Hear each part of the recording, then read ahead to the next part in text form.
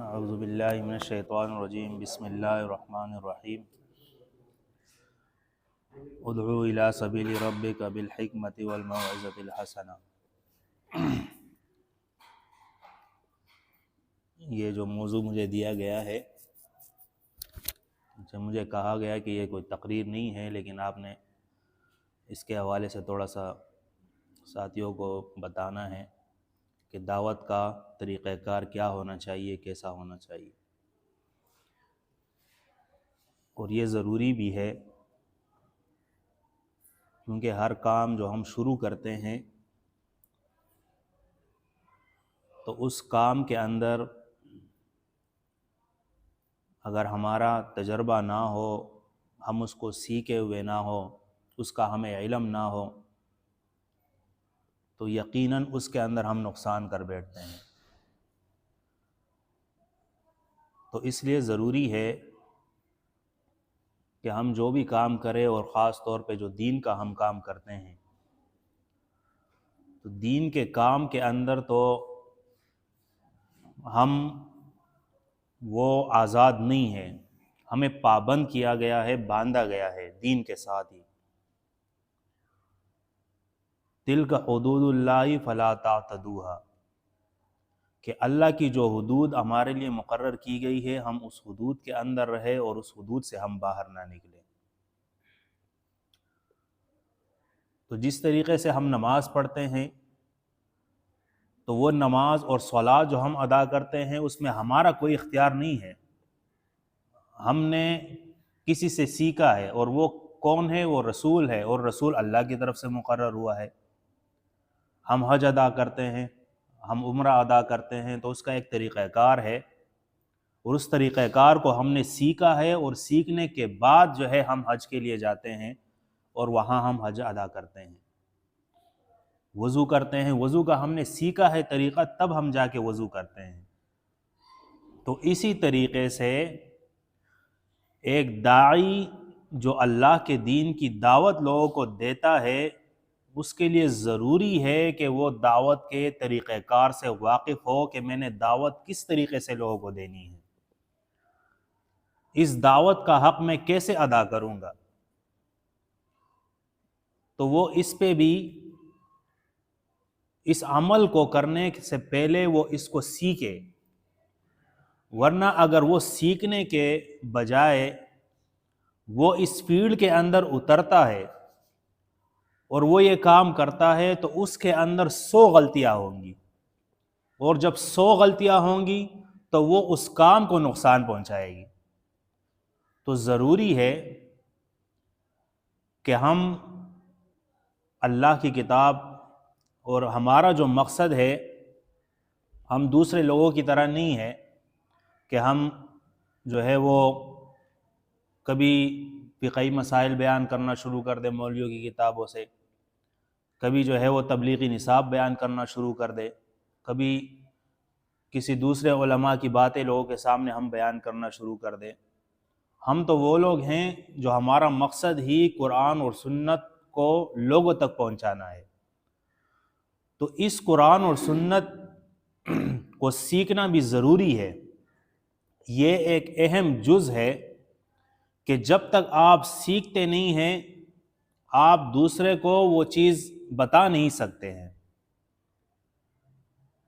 تو سب سے پہلے سیکھنا ضروری، اس لیے اللہ کے رسول نے فرمایا خیرکم من تعلم القرآن وعلمہ، کہ تم میں سے بہترین وہ ہے جو سب سے پہلے خود قرآن کو سیکھے، سب سے پہلے خود قرآن کو سیکھے، اس کے بعد جا کے پھر دوسروں کو وہ سکھائے۔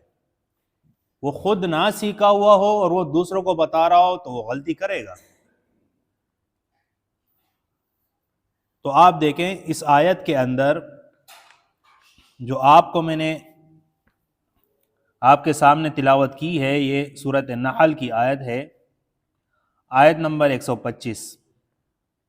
اس کے اندر یہ کہ اللہ کیا فرماتا ہے، ادعو الی سبیل ربک بالحکمت والموعظۃ الحسنہ وجادلہم باللتی ہی احسن۔ 3 باتیں اس کے اندر ہے۔ ایک یہ کہ آپ ادعو الی سبیل ربک، ایک تو یہ کام اللہ نے فرض کر دیا، ادعو یہ اس کے اندر حکم ہے اللہ کا کہ آپ لوگوں کو اللہ کی طرف بلائے. اور یہ کیوں ضروری ہے؟ یہ دعوت تبلیغ، یہ دین کی تبلیغ، یہ کیوں ضروری ہے؟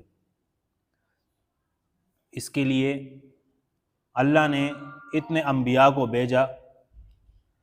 یہ کیوں ضروری ہے؟ اس لیے اس کا مقصد جو قرآن مجید کے اندر اللہ نے بیان کیا ہے، بنیادی مقصد وہ یہ ہے لِتُخْرِجَ النَّاسَ مِنَ الظُّلُمَاتِ إِلَى النُّورِ، تاکہ آپ لوگوں کو اندھیروں سے نکالے اور روشنی کی طرف لا سکے. لوگ کفر اور شرک کے اندر مبتلا ہے، لوگ جو ہے وہ گناہوں کے اندر مبتلا ہے، بدعات اور رسومات کے اندر مبتلا ہے، وہ شیطانی راستے پر چل رہے ہیں. یہ ساری چیزیں ان کو گمراہی کے راستے سے نکالنے کے لیے اور اللہ کے راستے پر ڈالنے کے لیے یہ کام انتہائی ضروری ہے، جس کے لیے اللہ نے اپنے رسولوں کو بھیجا ہے. اور ان رسولوں کے خاتمے کے بعد پھر یہ ذمہ داری اللہ نے عام لوگوں کی لگا دی، وَلْتَكُن مِّنكُمْ أُمَّةٌ يَدْعُونَ إِلَى الْخَيْرِ، کہ تم میں سے اب ایسی جماعت ہونی چاہیے کہ لوگوں کو وہ خیر کی طرف بلائے. اور یہ ہر ایک کی ذمہ داری ہے. یہ نہیں کہ ایک بولے کہ میری ذمہ داری نہیں ہے، دوسرے کی ذمہ داری. یہ ہر ایک کی ذمہ داری ہے، انفرادی طور پر بھی اور اجتماعی طور پر بھی. تو یہ ضروری اس لیے ہے کہ لوگ وہ اللہ کے عذاب سے بچ سکے، لوگ کی خیرخواہی کے لیے یہ کام ضروری ہے. تو فرمایا ادعو الی سبیل ربک بالحکمت، آپ دین کی طرف لوگوں کو بلائے، اللہ کے راستے کی طرف لوگوں کو بلائے. کس کے ساتھ؟ بالحکمت، حکمت کے ساتھ. حکمہ کے معنی جو لکھے گئے ہیں وہ یہ ہے کہ کسی چیز کی اصلاح کے لیے اس کو روک دینا. یہ بنیادی معنی اس کے لیے لکھے گئے ہیں. اس لیے جو لگام ہے نا، لگام، اس کو حکمت الدبتی کہتے ہیں. یعنی آپ کی دعوت کے اندر بھی آپ بے لگام نہیں ہوں گے. آپ جب دعوت دے رہے ہیں تو لگام آپ کے ہاتھ میں ہونی چاہیے کہ میں جو دعوت دے رہا ہوں اس دعوت کے اندر وہ قرآن اور حدیث ہے یا کسی اور کی باتیں ہیں. اس کے اندر میں قرآن اور حدیث پیش کر رہا ہوں، قرآن اور سنت کو پیش کر رہا ہوں، یا کسی خرافات کو پیش کر رہا ہوں.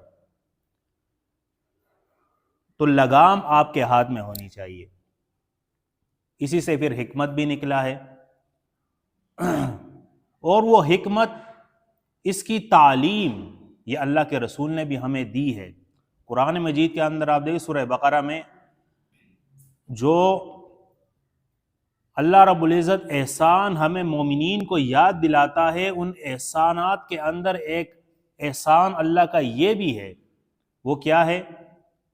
وَيُعَلِّمُهُمُ الْكِتَابَ وَالْحِكْمَةَ، کہ یہ رسول یہ تمہیں کتاب کے ساتھ ساتھ وہ حکمت بھی سکھاتا ہے. اور قرآن مجید کے اندر اللہ فرماتا ہے مَن يُؤْتَ الْحِكْمَةَ فَقَدْ أُوتِيَ خَيْرًا كَثِيرًا، جس کو حکمت سے نواز دیا گیا تو اللہ فرماتا ہے اس کو بہت ہی زیادہ خیر کثیر دے دیا گیا. یہ خیر کثیر سے نواز دیا گیا. تو حکمت اور دانائی یہ ہے. اس کے اندر ایک یہ بھی ہے کہ آپ جب بھی بات کریں تو وہ دلیل کے ساتھ کریں، دلیل کے بغیر نہیں ہونی چاہیے. دلیل کے بغیر وہ نہیں ہونی چاہیے. اس لیے قرآن مجید کے اندر محمد رسول اللہ صلی اللہ علیہ وسلم کی دعوت میں اور مومنین کی دعوت میں یہ بات لازم قرار دی گئی ہے. اللہ کے رسول صلی اللہ علیہ وسلم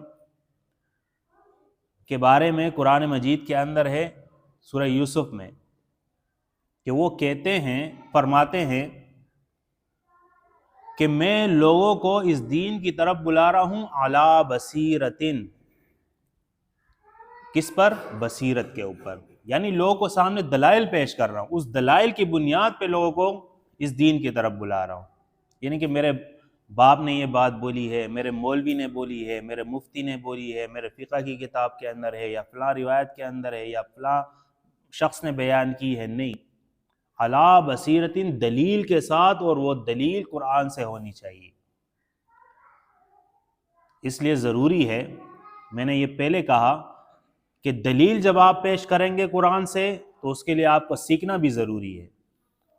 اگر آپ قرآن کی کسی بھی آیت کو وہ پڑھتے ہیں لوگوں کے سامنے اور اس کے اندر غلطی ہوگی، تو عام لوگ ہو سکتا ہے کہ کچھ لوگ ایسے بھی ہو کہ ان کو سمجھ میں نہ آئے، لیکن ایسے لوگ بھی آپ کے مخاطب ہو سکتے ہیں جن کو قرآن، جنہوں نے پڑھا ہو. اگر ان کے سامنے آپ قرآن کی آیت کے اندر کوئی بھی غلطی کریں گے تو وہ آپ کو پکڑ لیں گے کہ آپ نے تو قرآن کی یہ آیت غلط پڑھی ہے. تو پھر کیا ہوگا؟ آپ لگے ہوئے ہیں اس کو اللہ کی وحدانیت بیان کر رہے ہیں کہ اللہ کے ساتھ کوئی شریک نہیں ہے، وہ اکیلا ہے، یہ جادو کے اندر اثر نہیں، تعویذ کے اندر اثر نہیں ہے، یہ مردے کچھ نہیں کر سکتے ہیں، انبیاء کے پاس اختیار نہیں. آپ توحید کی دعوت اس کے سامنے پیش کر رہے ہیں لگے ہوئے ہیں، لیکن بیچ میں آپ نے ایک آیت پڑھ دی کہ وَاعْبُدُوا اللَّهَ وَلَا تُشْرِكُوا بِهَا، تو وہ آپ کو پکڑ لے گا کہ بھئی آپ نے تو آیت ہی غلط پڑھ لی. وَلَا تُشْرِكُوا بِهِ ہے، بِهَا نہیں ہے. اب کیا ہوا؟ اب یہ ہوا کہ آپ جو دعوت توحید کی اس کے سامنے پیش کر رہے وہ اپنی جگہ پہ رک گئی، وہ وہیں پہ رہ گئی. بحث کیا شروع ہوئی؟ آیت کے اندر.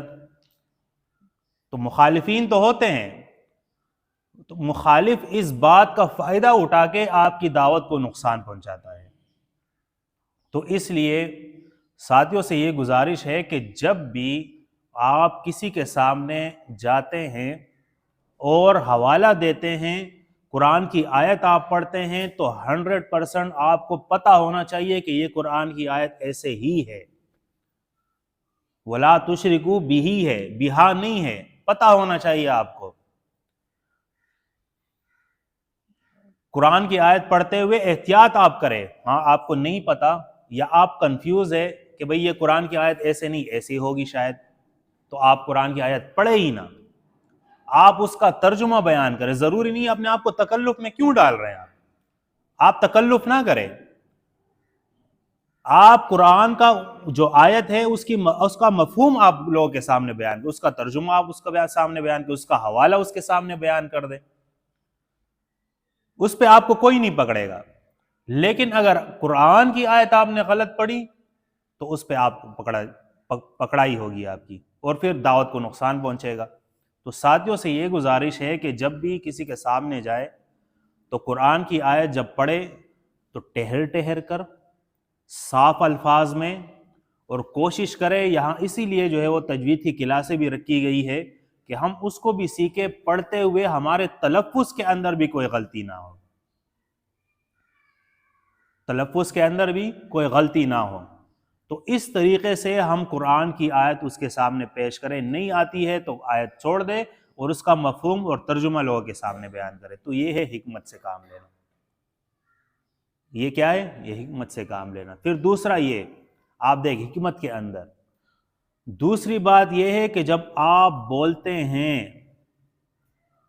تو اس بول چال کے اندر آپ کی وہ ایسی باتیں نہ ہو کہ مخاطب وہ اس سے بدظن ہو جائے. اس لیے حدیث کے اندر آتا ہے جب ایک صحابی کو آپ گورنر بنا کے کہیں بیچتے ہیں اللہ کے رسول صلی اللہ علیہ وسلم، تو اس کو کہتے ہیں، باقاعدہ نصیحت کرتے ہیں، بشروا ولا تنفروا، کہ لوگوں کو بشارتیں دو، خوشخبریاں دو کہ اللہ نے تمہارے لیے جنت تیار کی ہے، یہ نیک عمل کرو گے اللہ تمہیں جنت میں لے کے جائے گا، اپنی ایمان اور عمل کی اصلاح کرو گے اللہ نے یہ نعمتیں تمہارے لیے تیار کی ہے. لوگوں کو بشارتیں دو، خوشخبریاں لوگوں کو دو کہ اس دین پر عمل کرنے کی وجہ سے تم دنیا اور آخرت کے اندر سرخرو ہوگے. ولا تنفروا، نفرت نہ پھیلاؤ، نفرت نہ پھیلاؤ. ایک تو یہ کہ تمہاری دعوت کے اندر وہ عصبیت نہیں ہونی چاہیے، حزبیت کیا ہے کہ آپ ممبر پر بیٹھے ہوئے ہیں یا کسی کو دعوت دے رہے ہیں تو آپ اپنے قوم یا اپنی زبان اس کی بھی اس کے اندر جو ہے وہ تبلیغ کرے، اس کو بڑھاوا دے، دوسروں کو برا بلا کہے.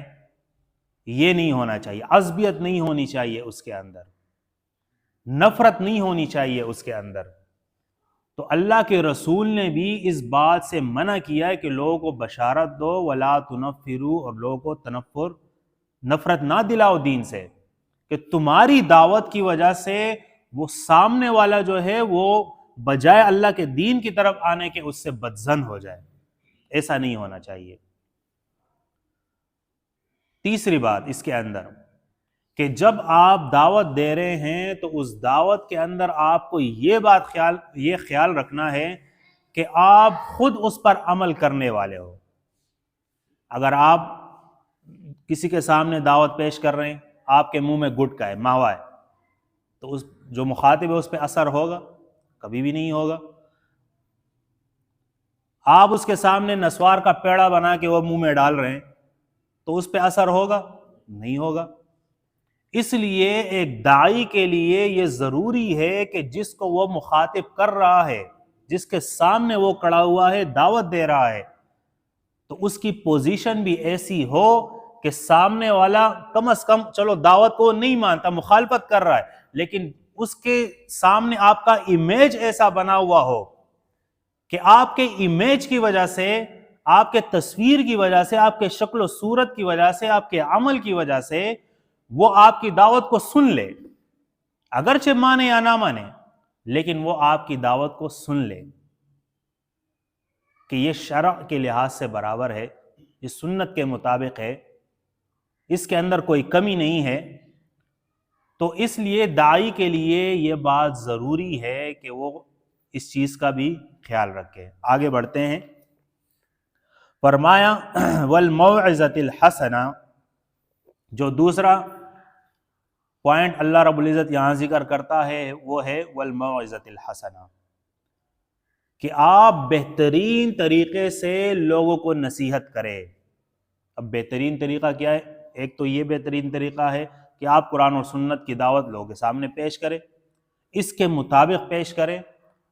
آپ کے الفاظ کے اندر کوئی ایسی بات نہ ہو کہ سامنے والا بھی آپ سے جھگڑنا شروع ہو جائے، آپ ان کو کہیں کہ بھئی آپ تو کافر اور مشرک ہو.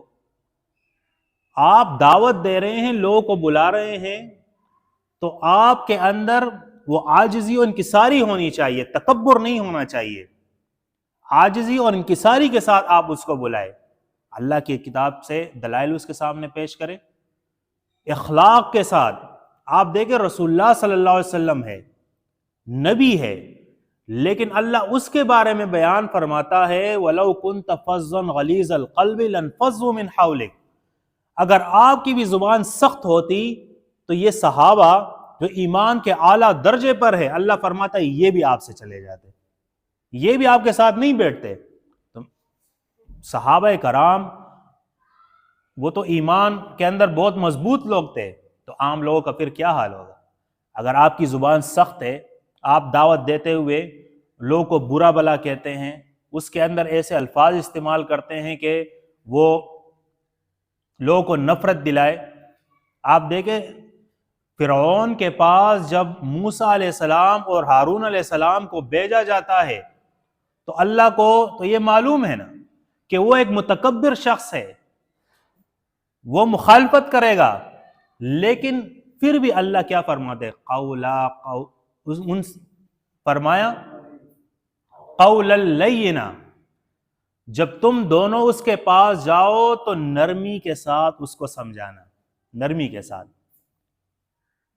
اچھے الفاظ کے ساتھ ان کو سمجھانا. تو اللہ فرماتا ہے والموعظۃ الحسنۃ، بہترین کلام کے ساتھ، بہترین انداز کے ساتھ، اخلاق کے ساتھ، بے اخلاقی نہ ہو، بے ادبی کسی کی نہ ہو، کسی کو برا بلا نہ کہے، بس اپنی دعوت لوگوں کے سامنے پیش کرے. آپ کا کام یہ ہے کہ لوگوں کے سامنے دعوت پیش کرے اور وہاں سے نکلے. وَجَادِلْهُمْ بِالَّتِي هِيَ أَحْسَنُ، تیسری بات کہ اگر ایسا وقت بھی آ جائے کہ لوگ آپ سے جھگڑنے لگ جائے، آپ سے مناظرہ کرنے لگ جائے، تو فرمایا وجادلہم باللتی ہی احسن، وہ مجادلہ بھی آپ نے ایسے کرنا ہے کہ وہ احسن طریقے سے ہو. مطلب سامنے والا اگر گالی دے رہا ہے تو یہ نہیں کہ آپ بھی آستینے چڑھا لے کہ چلو بھائی آپ پاؤ تو میں 1.5 پاؤ، ایسا نہیں ہوگا. سامنے والا گالی دے رہا ہے وجادلہم باللتی ہی احسن، تب بھی آپ نے احسن طریقے سے اس کو سمجھانا ہے. سامنے والا آپ کے گریبان میں ہاتھ ڈال رہا ہے تو پھر بھی وجادلہم باللتی ہی احسن حکم ہے اللہ کا. وہ آپ کے ساتھ مناظرہ کر رہا ہے تو پھر بھی وجادلہم باللتی ہی احسن، آپ نے بہترین انداز سے اس کے ساتھ مجادلہ کرنا ہے. تو یہ چیزیں ہیں جو ہمیں نوٹ کرنی چاہیے. اس کے اندر کچھ چیزیں چیدہ وہ میں بتا دیتا ہوں، ٹائم نہیں ہے، اوور ہو گئے، 9:30 سے زیادہ ہو گئے. اس کے اندر ہم یہ خیال کریں، قرآن مجید نے جو ہمیں سکھایا ہے وہ یہ ہے کہ اللہ نے ہم پر یہ لازم نہیں کیا ہے کہ ہم کسی کو ہاتھ سے پکڑ کے دین کے اندر داخل کریں. یہ اللہ نے رسول کو بھی بتایا ہے کہ آپ صرف تبلیغ کریں، آپ لوگوں پر چوکیدار بنا کے نہیں بھیجے گئے ہیں. اور سورۃ شعراء کے اندر اللہ فرماتا ہے فَلَعَلَّكَ بَاخِعٌ نَفْسَكَ أَلَّا تَكُونُوا مُؤْمِنِينَ، کہ یہ لوگ، آپ اس بات پہ اپنے آپ کو ہلاکت کے اندر ڈال دیں گے کہ یہ لوگ جو ہے وہ ایمان کیوں نہیں لے کے آتے ہیں. یہ آیت نمبر 3 ہے لَعَلَّكَ بَاخِعٌ نَفْسَكَ أَلَّا يَكُونُوا مُؤْمِنِينَ، کہ آپ اپنے آپ کو اس بات پہ ہلاکت پہ ڈال دیں گے. یہ اللہ زجر دے رہا ہے اللہ اپنے رسول کو کہ آپ ایسا نہ کریں، آپ ان پر چوکیدار بنا کے نہیں بھیجیں گے کہ آپ زبردستی ان کو دین کے اندر داخل کریں. آپ کا کام ہے بلغ ما انزل الیک من ربک، کہ آپ تبلیغ کریں جو اللہ نے آپ پر وحی کیا ہے. ہاں اگر اس کام کے اندر آپ نے کوتاہی کی تو فما بلغت رسالتہ، پھر آپ نے رسالت کا حق ادا نہیں کیا. تو ایک تو یہ کہ آپ کسی کو زبردستی دین اسلام کے اندر داخل نہیں کر سکتے، آپ کا کام ہے صرف تبلیغ کرنا. دوسرا اس کے اندر یہ کہ آپ دعوت حق کو پہنچاتے ہوئے اس کے اندر کچھ چھپائیں گے نہیں، کمی نہیں کریں گے. کمی اس لحاظ سے کہ یار یہ سامنے والا ناراض ہو جائے گا، نہیں، اس لحاظ سے آپ کو کچھ نہیں کرنا. آپ نے دعوت حق کو بالکل کھول کر لوگوں کے سامنے بیان کرنا ہے. اس کے اندر کوئی کمپرومائز نہیں ہے، کوئی سمجھوتا نہیں ہے. دیکھیں 2 چیزیں آپ اس کو یاد رکھیں، 2 چیزیں ہیں. ایک یہ حق کو کھول کر بیان کرنا، ٹھیک ہے نا، اور ایک ہے بد اخلاقی. تو یہ دونوں الگ الگ چیزیں ہیں. آپ جب حق کھول کر بیان کرتے ہیں اس کے اندر پھر آپ کا باپ آئے، آپ کا خاندان آئے، آپ کا شہر آئے، آپ کا ملک آئے، یہ بے ادبی نہیں ہے. اللہ کے رسول نے بھی کھول کھول کر بیان کیا ہے اور صحابہ کرام نے بھی کھول کھول کر بیان کیا ہے. آپ ابراہیم علیہ السلام کی زندگی دیکھیں، انہوں نے بھی بڑے کھول کھول کر اس کو بیان کیا ہے. اس کے اندر کچھ چھپایا نہیں ہے، ٹھیک ہے نا. تو چھپانا کچھ نہیں ہے کہ فلاں ناراض ہو جائے گا اس لیے اس پر نہیں بولنا چاہیے، نہیں. اللہ کی کتاب کی بات ہے تو دنیا ناراض ہو جائے اس کو تو بیان کرنا ہے، لیکن بد اخلاقی نہیں کرنی. تو یہ 2 چیزیں الگ الگ چیزیں ہیں، اس کو ہم نے اس کے اندر خیال کرنا ہے، ٹھیک ہے.